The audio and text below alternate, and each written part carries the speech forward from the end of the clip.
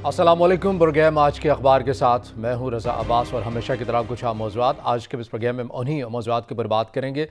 मुआशी लिहाज से मुल्क पाकिस्तान जिस चीज़ से दो चार है, हम ये देख रहे हैं कि बार बार बातें वादे वही तो कर दिए जाते हैं, लेकिन एक मुस्तकिल हल हमें नज़र नहीं आता है। हम बार बार इसी प्लेटफॉर्म से और हज़ारों मीडिया चैनल्स के अंदर ये बात होती है कि कब पाकिस्तान जो है वो एक नाजुक मोड़ से बाहर भी निकलेगा।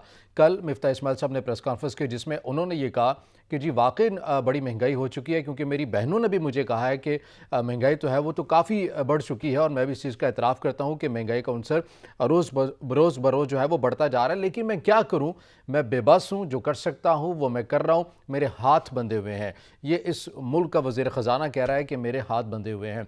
ताजरों के हवाले से जब बात की जाती है तो उन्होंने कहा कि हमने फ़िक्स टैक्स जो है वो लागू करना है, जबकि दूसरी जानिब ताजिर ये कहते हैं कि अगर ये फ़िक्स टैक्स आपने नाफिजुल अमल कर दिया तो हम बिल नहीं देंगे। टैक्स नेट के अंदर कोई आने के लिए तैयार नहीं है। चीज़ों की कीमतें हैं वो बढ़ती भी जा रही हैं।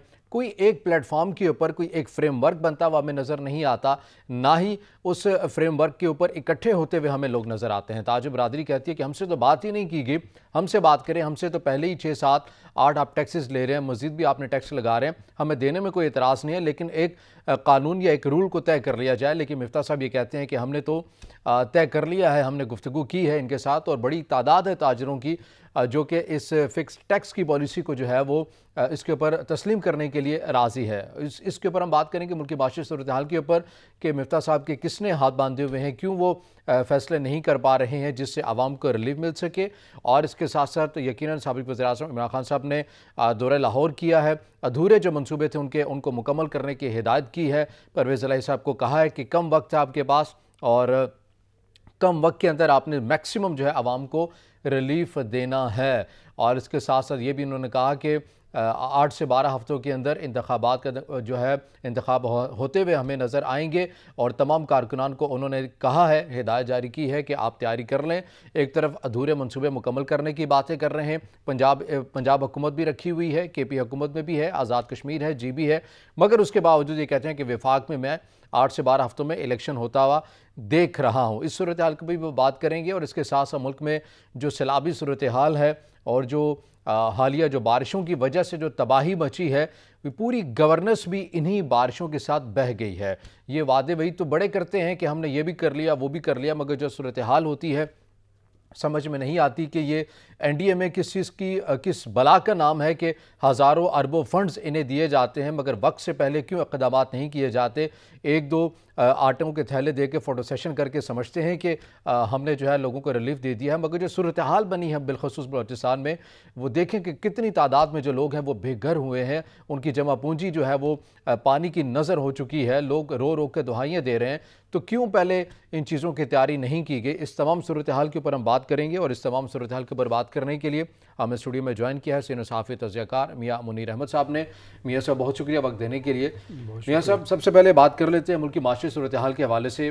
कल मिफ्ता इस्माइल साहब की प्रेस कॉन्फ्रेंस आपने भी सुनी होगी, जिसमें उन्होंने कहा कि वाकई महंगाई का अंसर है, अब तो मेरे घर वाले भी कहते हैं महंगाई है, लेकिन मैं क्या करूँ, मैं बेबस हूँ। ये मुल्क का वज़ीर ख़जाना बेबस क्यों है?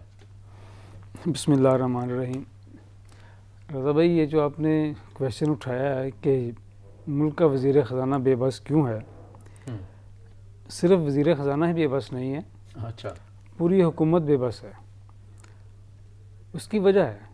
उसकी वजह सिर्फ ये है कि इस हुकूमत ने जो पहला बजट दिया, उस बजट में इन्होंने सिर्फ शराब के पीछे भागने की कोशिश की। और वो शराब ये था कि शायद मुल्क में जो डॉलर की कीमत है, जो इसकी शरह है, वो 85 रुपये 80 रुपये के दरमियान आ जाएगी और बैरून मुल्क मंडियों में तेल की जो कीमत है वो कम हो जाएगी और यूँ हमारा काम आगे चल जाएगा। ये शेख चिल्ली वाला फार्मूला, ये बस एक अंदाज़ों की बात थी। अब वो अंदाजे इनके पूरे नहीं हुए। मुल्क के अंदर जितने वसाइल थे, जितनी उनकी अपनी सलाहियत थी, वो सबके सामने है। जब आपका इंपोर्ट बिल जो है वो आपकी पहुंच से बाहर होगा तो आपके मुल्क में महंगाई भी आएगी, आप ख़ुद मुश्किल में भी आएंगे और फिर आप ये कहेंगे कि मेरे हाथ बंधे हुए हैं। लेकिन मैं समझता हूँ कि मिफ्ता इस्माइल जो हैं उनके हाथ बंधे हुए हैं। ठीक है, उन्होंने इस बात का इतराफ़ कर लिया कि उनके हाथ बंधे हुए हैं, लेकिन काश उनकी ज़ुबान भी थोड़ी सी बंधी हुई होती। वो अपनी गुफ्तगू में ही महंगाई का एक जवाज़ पैदा करते हैं। और फिर उन्होंने ख़ुद इतराफ़ भी किया कि जी मुझसे गलती हो गई कि मुझे पेट्रोल की कीमत टीवी पर आकर नहीं बतानी चाहिए थी, उसका एक दिन पहले 2 दिन पहले नहीं कहना चाहिए था। बेहतर यह है कि अभी उनके पास वक्त है कि वो अपने जो हाथ बंधे हुए हैं उसका पूरी तरह खुलकर इजहार करें। उनके सामने पार्लियामेंट है, वो ख़ुद भी इस वक्त पार्लियामेंट का हिस्सा हैं और वहाँ बैठते हैं, वहाँ जाके उन्हें अपनी पूरी बात करनी चाहिए। एक बात। दूसरी बात कि वो जिस तरह गुफ्तगू फरमाते हैं, मैं ख़ुद परेशान हो जाता हूँ कि इस तरह क्या वज़ीर ख़जाना इस तरह गुफ्तगू किया करता है किसी मुल्क में? आप दुनिया के वज़ीर ख़जाना की गुफ्तगू सुन लें, अखबारात देख लें, टेलीविज़न देख लें, ख़बरें पढ़ लें, ख़बरें सुन लें, कभी आपको किसी अहम बड़े मुल्क के वज़ीर ख़जाना का बयान कुछ सुनने में, देखने में, पढ़ने में मिला? वो लोग खामोशी से काम करते हैं और अपने मुल्क के लिए, अपनी कौम के लिए जो उनकी पॉलिसीज़ होती हैं उनको लेकर चलते हैं। एक तो ये पहलू हो गया। दूसरा पहलू ये हो गया, पाकिस्तान में जितने इदारे हैं, चाहे वो सरकारी इदारे हैं, चाहे वो गैर सरकारी इदारे हैं, जहाँ जहाँ भी यूनियंस मौजूद हैं, ये यूनियंस जो हैं अपने मेंबर्स की या अपनी कम्युनिटी की वेलफेयर के नाम पर स्ट्राइक करती हैं, वेलफेयर के नाम पर प्रोटेस्ट करती हैं, वेलफेयर के नाम पर उनको एहतजाज के लिए उभारती हैं।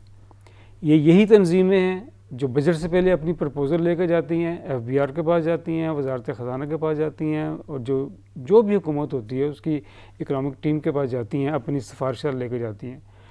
और ये सिफारिशात तकरीबन बजट बनने से कोई 3-4 माह पहले तैयार होना शुरू हो जाती हैं। ये सब चीज़ें उस वक्त डिस्कस हो रही होती हैं कि क्या होना है, क्या नहीं होना।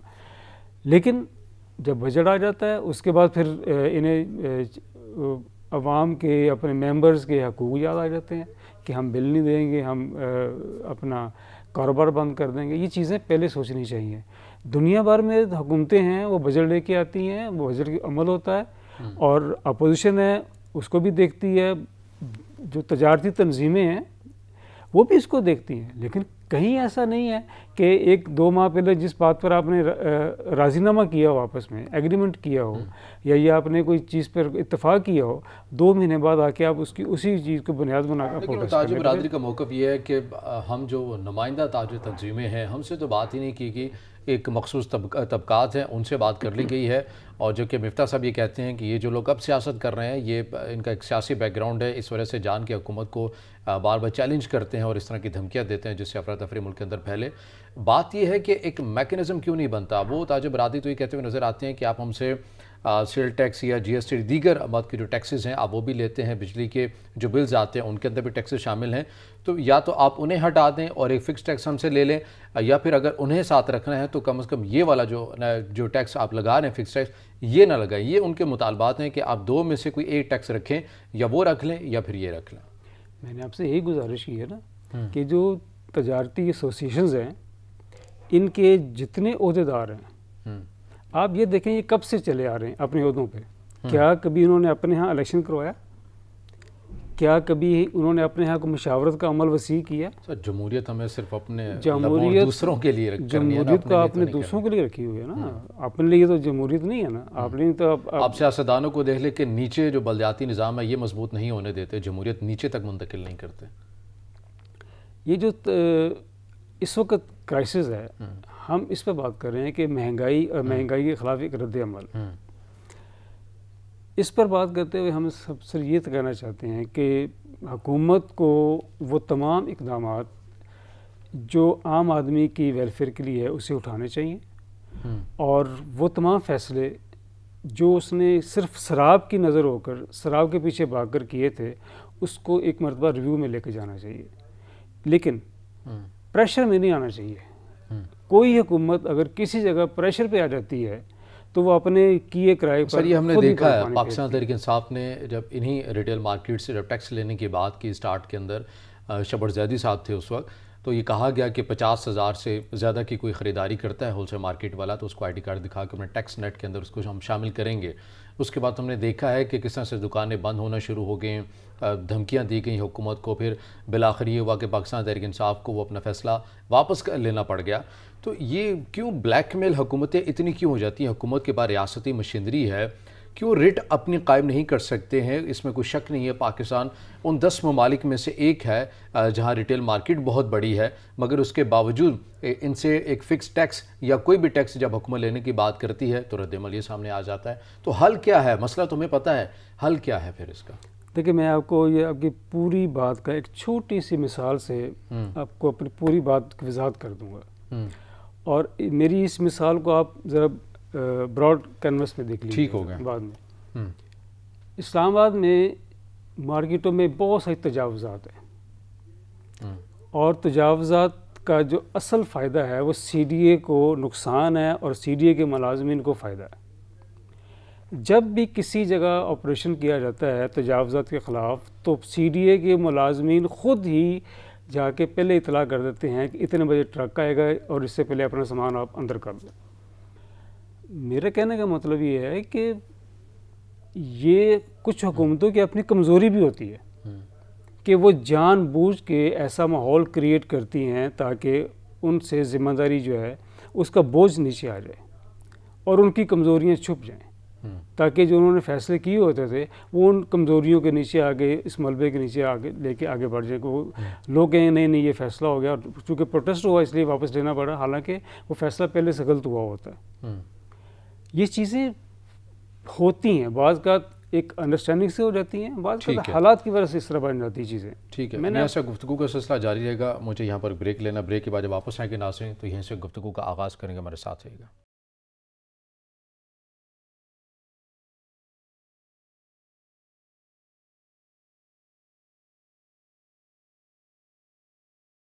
ब्रेक के बाद नाज़रीन प्रोग्राम में आपको दोबारा खुश आमदीद कहेंगे और अब बात करें मुल्क में माशी सूरत हाल के हवाले से। वज़ीर ख़ज़ाना कहते हैं कि मैं बेबस हूँ, जो कर सकता हूँ वो मैं कर रहा हूँ, लेकिन उसके साथ साथ जो ताज बरादरी के ऊपर एक फ़िक्स टैक्स की बात करते हुए नज़र आ रहे हैं, तो दूसरी जानिब से रद्द-ए-अमल भी सामने आ रहा है।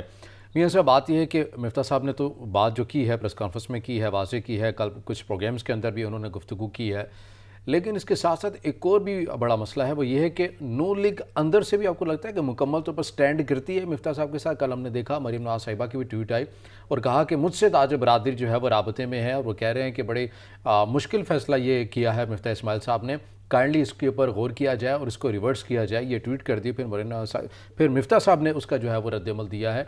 तो ये पार्टी पॉलिसीज़ और हुकूमती पॉलिसीज़ अब एक ओहदा रखती हैं, ठीक है, क्या उसकी बुनियाद के ऊपर आप मुल्क के वज़ीर ख़ज़ानों को हिदायत देंगे कि क्या करना है क्या नहीं करना? ये पाकिस्तान का बड़ा अलमिया है और ये ट्रेजिडी है इस मुल्क की सियासत के साथ कि कोई भी सियासी जमात अभी तक एक फ़ैसला नहीं ले सकी कि क्या सियासी जमात हुकूमत चलाएगी या जो सियासी जमात हुकूमत में आ जाएगी उस वक्त जो लोग हुकूमत में शामिल हो गए उनको आज़ादाना काम करने का मौका मिलेगा। ये एक हल्का सा एक आप समझें कि एक कैंप है। एक कैंप वो है जो किसी सियासी जमात के अंदर है मगर वो हुकूमत में नहीं है। एक कैंप वो है जो सियासी जमात के अंदर है मगर वो हुकूमत में है। इन दोनों के आपस में एक क्लैशेस चलते रहते हैं, और यही क्लैशेस जो आप अपने अभी निशानदेही की है कि मुस्लिम लीग एन की जो नायब सदर हैं मरीम नवाज़, उनसे लोगों ने रब्ता किया है, ताजरों ने रब्ता किया, तो उन्होंने उनकी बात आगे मिफ्ता तक पहुँचाई है, अपने वज़ीर ख़ज़ाना तक। ये बात नहीं होती। सियासी जमातें बैठकर एक पॉलिसी तय करती हैं और उसी पॉलिसी के अंदर रहकर हुकूमत चलती है। हुकूमत को जहाँ मुश्किल पेश आती है अपने अंदरूनी हालात की वजह से या बरूनी हालात की वजह से, फिर वो बैठते हैं, फिर वहाँ एक मशावरत होती है कि ये सूरत हाल सामने आ रही है, इससे हमने कैसे बाहर निकलना है। फिर पॉलिटिकल पार्टी इनको गाइड करती है, बैठ के सारा कुछ होता है। ये मीडिया वार नहीं होती। कोई पॉलिटिकल पार्टी अगर हुकूमत में है तो उसके वो लोग जो हुकूमत में शामिल नहीं हैं, जो सिर्फ तंजीमी ओहदेदार, वो मीडिया वार नहीं करते। अगर उन्होंने किसी बात को चीज़ को समझानी भी है, कोई चीज़ पूछनी भी है, तो खामोशी से पूछा जाता है। ज़ाती हैसियत में पूछ लेंगे, ज़ाती हैसियत नहीं, मतलब तंजीम के अंदर रहकर एक हिकमत अमली होती है ना। आप मीडिया वार कर रहे हैं, आप सिर्फ एक पॉइंट स्कोरिंग अपनी ही पार्टी से कर रहे हैं। ये अभी क्यों याद आया? ये ज़िमनी इलेक्शन के नताइज के बाद चीज़ें याद आई हैं आपको। इससे पहले आपने कहा था कि जी 100 यूनिट बिजली के जो इस्तेमाल करेगा वो फ्री होगा। हम ये आप उसको फिर कोर्ट ने उसका नोटिस लिया और इलेक्शन कमीशन ने उसका नोटिस लिया, उस चीज़ फैसले को उनको वापस लेना पड़ा। और फिर कहा गया कि नहीं, जब हम जीत जाएंगे तो फिर ये 100 यूनिट है, इसकी आपको बिजली फ्री मिलेगी। पंजाब की हद तक वो बात कर रहे थे, जहाँ जहाँ इलेक्शन ज़िमनी इलेक्शन हो रहा था। अभी आप देखें, उन्होंने इसमें 50 यूनिट का और इजाफा कर दिया और कहा कि जी जो ताजर करेगा 150 यूनिट इस्तेमाल करेंगे, उसके ऊपर वो जो इजाफी टैक्स है वो नहीं लगेगा। इसके 2-3 पहलू हैं, इसको थोड़ा सा समझना चाहिए। एक तो पाकिस्तान में हुकूमत ये समझती है कि हमारे पास एनर्जी के वसाइल जो हैं वो बड़े महदूद हैं, और शायद उनका ज़हन ये है कि अगर इस बिल को बढ़ाया जाए, इसकी कीमत को बढ़ाया जाए, तो लोग बिजली के इस्तेमाल को कम करेंगे। वैसे ही जब हम मार्केटों में जाते हैं तो एक आम मुशाहिदे की बात है कि जहाँ एक ट्यूब की ज़रूरत है वहाँ 10 ट्यूब चल रही होती हैं। एक छोटी दुकान हो, बड़ी दुकान हो, इसका वो अगर दुकानदार की ज़ुबान में बात की जाए तो वो कहता है ये मेरी ज़रूरत है। अगर मुल्क की एनर्जी की ज़ुबान में बात की जाए तो एनर्जी की ज़ुबान ये कहती है कि नहीं, मेरे पास इतनी वसअत ही नहीं है कि मैं आपको पूरी तरह अकोमोडेट कर सकूं। तो हमें थोड़ा सा बैठ के देखना चाहिए, हमारी प्रायोरिटी होनी चाहिए कि मुल्क की ज़रूरत क्या है। मेरी ज़रूरत जो है वो बाद में है, पहले मुल्क की ज़रूरत है। हमें पता है कि पाकिस्तान में एनर्जी का एक क्राइसिस चल रहा है, हमारे पास वसाइल महदूद हैं, तो हम क्यों ना वो वसाइल जो हमने 1 साल में ख़र्च करने हैं उसको कम करके 10 साल तक उसकी उम्र को बढ़ा दें। ये फ़ैसला मैंने करना है, इस मुल्क के अवाम ने करना है, ताजर ने करना है, सियासतदान ने करना है, सरकारी मुलाजिम ने करना है, तालिब इल्म ने करना है, सब ने मिल के करना है फ़ैसला। और सिर्फ यही है नुक्ता कि आपने अपनी जो वसाइल हैं उनको किस कदर एहतियात के साथ इस्तेमाल करना है कि वो, ताकि उन वसाइल की जो लाइफ है वो थोड़ी सी आगे बढ़ जाए। दुरुस्त हो गया। ये अगर नुकात मान लिए जाएँ और अवामी सतह इस चीज़ को एक्सेप्ट करें तो काफ़ी हद तक जो है जो मसाइल हैं वो हम अपने तय भी हल कर सकते हैं। मियां साहब, बात कर लेते हैं साबिक़ वज़ीर-ए-आज़म इमरान खान के दौरे लाहौर के हवाले से। कल उन्होंने कहा कि परवेज़ इलाही साहब, वक्त कम है, रिलीफ आपने ज़्यादा देना है, जो अधूरे मंसूबे हैं उनको मुकम्मल भी करना है। एहसास प्रोग्राम हो, लंगर खाने हो, इन तमाम को फ़ाल मुकम्मल तौर पर कर दिया जाए, हेल्थ कार्ड को मुकम्मल तौर पर फ़ाल कर दिया जाए। तो ये तमाम सूरत हाल आपको कहाँ जाती हुई नज़र आ रही है? क्योंकि इमरान खान साहब एक जानब ये कहते हैं कि इलेक्शन करवाना है, दूसरी जानब ये कह रहे हैं कि आप अधूरे सूबे जल्द से जल्द मुकम्मल भी करें। मैं इस सवाल का जवाब आपसे लूँगा, मगर नाज़रीन वक्त ब्रेक का हमारे साथ चाहिए।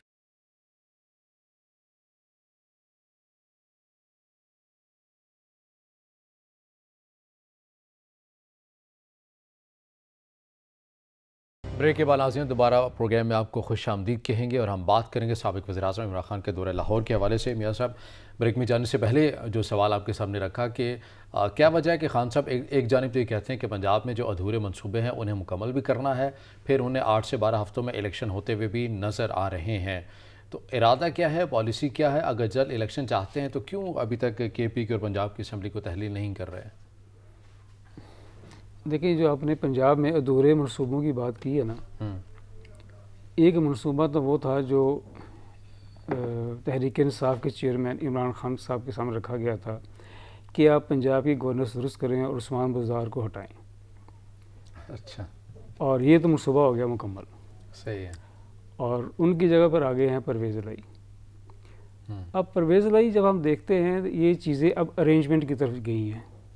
मरकज़ में मुस्लिम लीग N आ गई है, पंजाब में मुस्लिम लीग काफ आ गई है विद अलाइज PTI, सिंध में पीपल्स पार्टी है और KP में PTI मौजूद है। ये अब यूँ समझ लें कि एक बैलेंस है।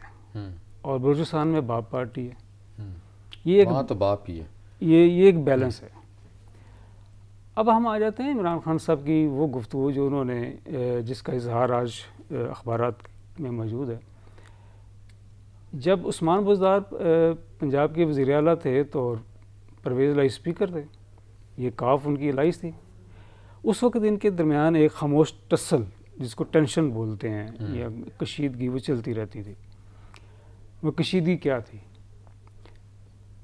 परवेज़ लाई एक बहुत ख्वाहिशमंद थे कि जहाँ जहाँ से मुस्लिम लीग काफ जीती है वहाँ की डिप्टी कमिश्नर, पुलिस और दीगर जो इंतज़ामी ऑफिसर्स हैं उनकी तैनाती मुस्लिम लीग काफ की मर्ज़ी के साथ होनी चाहिए, उनकी मर्ज़ी के ख़िलाफ़ नहीं होनी चाहिए। उस्मान बुज़दार जो थे वो इस बात को नहीं सीरियस ले रहे थे, और उन्होंने पूरे टेनोर में आपने देखा होगा जब तक वो वज़ीर आला रहे हैं, उन्होंने या तो मियाँ वाली पे तवज्जो दी या फिर राजनपुर पे तवज्जो दी, और हत्ता कि जहाँ उनका अपना मरकज़ी। और ये तवज्जो वो खुद दिलचस्पी से ले रहे थे या जी सर, अब ज़ाहिर जब एक इंसान के पास इख्तियार आता है तो फिर उसको इख्तियार को इस्तेमाल करने, बैलेंस तो नहीं है ना हमारे यहाँ किसी जगह के तवाज़ुन के साथ इस्तेमाल कर लिया जाए, तो इस तो रवायत नहीं है हमारे यहाँ। लेकिन उस्मान बुज़दार साहब के ऊपर एतराज़ तो ज़्यादा ये उठता था कि इख्तियारात तो हैं लेकिन इनको इस्तेमाल करने का पता नहीं है। नहीं, पता उनको सारा था, पता सारा था उनको, और ऐसे नहीं था कि वो उनको कुछ नहीं पता था, सारा कुछ पता था। आज भी सारा कुछ पता है उन्हें, पता कि आज वो वज़ीर आला नहीं है, पता सारा उनको कि क्या है। हम बात कर रहे हैं कि इस वक्त इमरान खान जो कह रहे हैं कि 6 से 8 हफ्ते, 8 से 12 हफ्ते के दरमियान को उनका एक है नुक्ता कि जी पाकिस्तान में इलेक्शन आ सकते हैं, लेकिन मेरा ख्याल है कि इमरान खान आहिस्ता आहिस्ता जो इलेक्शंस की बातें हैं वो भूल जाएंगे। ये जो मुतालबात कर रहे हैं ये आहिस्ता आहिस्ता वो थोड़ा सा पीछे आएंगे। अच्छा, पीछे आना उनकी मजबूरी भी है। वो इस बात को, वो क्या, ऐसी क्या मजबूरी है? कि वो पंजाब में दोबारा अपने आप को मजबूत करना चाहेंगे, और उसके लिए परवेज़ लाई की ख्वाहिश होगी कि उसको फ्री हैंड मिला जाए, पीटीआई की ख्वाहिश होगी कि परवेज़ लाई उनकी मर्ज़ी के मुताबिक काम करें। अब परवेज़ लाई और पीटीआई दोनों के दरमियान किस हद तक तवाज़न वहाँ रहता है सूबे में, इससे फिर हम जाके आगे जाके कुछ चीज़ देख सकेंगे कि अगर तो इन्होंने दोनों आपस में तवाज़न कायम कर लिया और मिलकर फैसले किए और किसी एक दूसरे पे इतराज़ात की जो किताब है वो बंद रखी, तो फिर तो शायद ये कुछ ना कुछ अपने लिए भी। लेकिन परवेज़ इलाही साहब ने तो कहा ना कि मुझे जिस तरह खान साहब कहेंगे मैं वैसे ही करूँगा, अगर मुझे कहें कि असम्बली तहलील करना है तो मैं सेकंड्स में जो है वो असम्बली तहलील कर दूँगा। मेरा ख्याल है कल खान साहब ने ये नहीं कहा होगा कि परवेज़ इलाही साहब आप अपनी कुर्सी से उठे मेरे सामने आ जाएँ और मुझे अपनी कुर्सी पर बैठाएँ, ये नहीं कहा होगा। ये परवेज़ साहब ने खुद किया है, खुद ही करना पड़ता है। जब आपके पास 10 MPs हों, दूसरी तरफ 177 MPs हों, तो आप उनके बल पर। अच्छा, ये भी बड़ा दिलचस्प लगता है क्योंकि इससे पहले भी जब हमने देखा कि इमरान खान साहब से जब इक़्तिदार गया तो उन्होंने जो इंटरव्यूज़ दिए उसके अंदर उन्होंने बड़ी आवाज़ से बात की कि अब जब मैं इक़्तिदार में आऊँगा तो फिर ये इत्तेहादियों के साथ नहीं मिलाऊँगा, ये ब्लैकमेल करते हैं, और जब 2/3 अक्सरियत से ही मैं आऊँगा। तो पंजाब के अंदर तो अभी इलेक्शन हुए, आपकी अक्सरियत इतने ज़्यादा वोटों की और आपने महज 10 वोटों वाले अपने इत्तेहादी जमात के रहनुमा को आपने वज़ीर आला पंजाब बना दिया, तो ये क्या ब्लैकमेलिंग के ज़रिए हुआ है? नहीं, उन्होंने ये थोड़ा कहा था कि मैं इत्तेहादियों को इक़्तिदार नहीं दूँगा, उन्होंने ये कहा था कि इत्तेहादियों के ज़रिए मैं इक़्तिदार में नहीं आऊँगा। वो एक पहलू है। इत्तेहादियों के ज़रिए नहीं पंजाब की हुकूमत मिली, 10 वोट फैसला कौन थे? उन्होंने ये थोड़ा कहा था कि अब पीटीआई अपनी इत्तेहादियों को इक़्तिदार नहीं देगी, दे दिया ना इक़्तिदार अपने इत्तेहादी को। अच्छा, मुकम्मल तफसील से उन्होंने हाँ, किया था। ये चीज़ें हैं। सही। तो फिर उस सूरत के अंदर सियासत जो है, ये सियासत तरजीहात का नाम है, सियासत इम्कानात का नाम है, और सियासत अपने मफादात के तहफ़्फ़ुज़ का नाम है। ये जो अखबारी बयानात रहते हैं ये सिर्फ अखबार की बयानात की हद तक होते हैं। तो आवाम किस हद तक समझ इमरान सकी खान है? साहब ने ही कहा था नजम सेठी पर कि जी 35 पंक्चर लगाए। जब सुप्रीम कोर्ट में बयान देने की बारी आई, कहा कि ये सियासी बयान था। मैं इस तरह बहुत सारी बेशुमार चीज़ें हैं, हमें इनमें नहीं जाना चाहिए। हम बात कर रहे हैं कि जो पीटीआई है और मुस्लिम लीग काफ, ये अब दोनों मिलकर पंजाब में किस तरह गुड गवर्नेंस लेके आएंगे, ये इसकी कीमत इन्हें पे करनी पड़ेगी। अगर ये गुड ना दे सके अपना अच्छा कोई निज़ाम, अगर ये दे सकते या दे जाएंगे, फ़र्ज़ करें ये दे जाते हैं, तो फिर क्या होगा? फिर इसका एक और अगला रिज़ल्ट होगा कि मुस्लिम लीग काफ कि ये कोशिश होगी कि वो ज़िलों में, तहसीलों में अपनी तंजीम को मजबूत करें और अपने हलकों को मजबूत करें। ये आपस में इनकी कशीदगी है, ये अभी सामने नहीं आई, लेकिन अभी आनी है। जो ही वज़ीर आला पंजाब ने चीज़ों को आगे लेके जाने की कोशिश की, डिप्टी कमिश्नर्स, असिस्टेंट कमिश्नर्स और पुलिस की जो तैनाती हैं, तकर्रियाँ करना शुरू की, तो वहीं से आगे। यहाँ पर ब्रेक का जा रहा है नाज़रीन, ब्रेक के बाद वापस आएंगे, इससे गुफ्तगू आगाज़ करेंगे, हमारे साथ रहिएगा।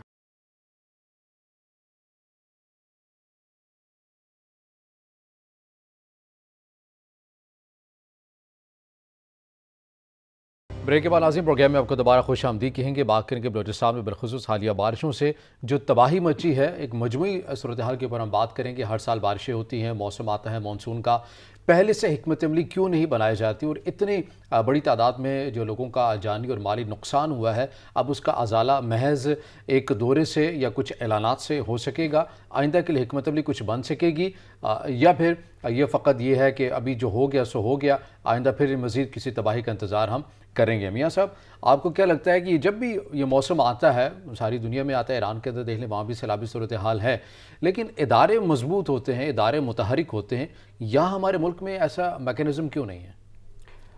रज़ा भाई, इसमें वेरी ब्रीफ में आपसे बात करना चाहूँगा। पहले तो जब हम देखते हैं कि सिंध तास माहिदा, उस माहिदे में कुछ दरिया इंडिया के पास चले गए, कुछ दरिया पाकिस्तान के पास आ गए। ज़रा जो दरिया इंडिया के पास गए और उनका पानी वहाँ रुकना था, रुका भी है, और उसकी कमी पाकिस्तान के यहाँ होनी थी। उस कमी को पूरा करने के लिए हुकूमतों ने ये करना था कि छोटे छोटे डैम बनाएं या बड़े डैम बनाएं, लेकिन जब से सिंध तास माहिदा हुआ है, आज हमारे सामने सारी सूरत हाल है। सैलाब आता है तो हम डैम को रोते हैं कि जी अगर डैम होता तो पानी स्टोर कर लेते, पानी ना हो तो फिर हम डैम को रोते हैं कि पानी नहीं, खुश्क साली है, डैम होता तो हमारे पास पानी होता आपाशी के लिए। लेकिन ये सिर्फ कहने की हद तक है, अभी तक किसी हुकूमत ने इस पर कोई अमली, कोई शक्ल, कोई छोटे डैम्स की भी हिकमत अमली होती है, वो भी हमें अभी तक नज़र नहीं आ रही। एक चीज़। अब दूसरी चीज़ आ जाती है, शहर हैं और दरियाओं के आसपास की आबादियाँ हैं। किसी शहरी हुकूमत ने, किसी ज़िले हुकूमत ने, किसी सूबाई हुकूमत ने ये इस बात की तौफीक नहीं हुई कि शहरों के जो दरियाओं के करीब आबादियाँ हैं उनको कैसे रोका। ठीक है मियां मुनीर साहब, बहुत शुक्रिया। वक्त बिल्कुल ख़त्म हो चुका है। नाज़रीन, के प्रोग्राम से इतना ही, इजाज़त दीजिए। अल्लाह हाफ़िज़।